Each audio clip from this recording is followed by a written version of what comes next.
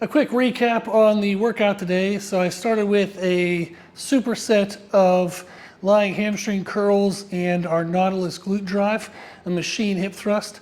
The hamstring curls first is to wear out and pre-exhaust the hamstrings. So then when I did the glute drive, I could feel my glutes working more. Since my hamstrings were fatigued, the glutes had to be recruited to a greater degree, so that way I could feel them better. I like doing really heavy work on the hip thrust, really high rep then on the leg curl to get a nice contrast to the two. It gives a difference in the intensity. If you try to do both heavy, usually the second one suffers. So I like doing more endurance and then heavy things paired together. It would be considered a high contrast superset, where one movement is high reps, the other one is low reps.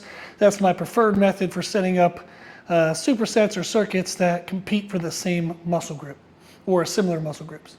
Then I went into a single leg press. I really like that because it finished off some glute and hamstring work. Not so much hamstring, but definitely the lower part of the glute. It got the adductor involved and then got a little bit of quads. Since this is my second leg workout of the week and the first one was very quad dominant, I brought the quads in later in this workout so I could really focus on hamstrings and glutes. And then the adductor just helps to add width when you're looking at the front of the leg. So I'm training right now for muscle growth. So that's my main focus, is making everything bigger.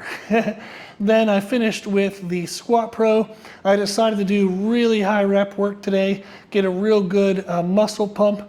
What I like about that is I tend to feel that I have less individual tight strands or tight areas in a muscle in the recovery period after this workout. So I'm doing this workout on Friday. I plan to do legs again on Monday or Tuesday next week. So I like doing a high rep, high pump movement at the end because it kind of finishes everything in an even way. And then when I come into that workout next week, I'll feel more kind of an even fatigue. There won't be a single area that's super tight that I have to spend a lot of time warming up or stretching.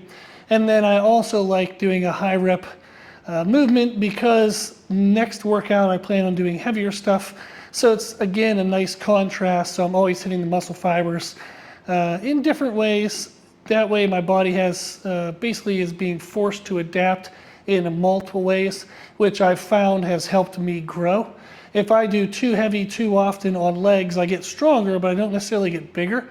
When I focused purely on strength training for legs, when I was doing squats and deadlifts and competitive powerlifting, my legs actually got smaller, focusing on strength. So I like doing high reps. I found that that works really well for my legs. So that is a quick recap on the thought process behind putting together today's workout.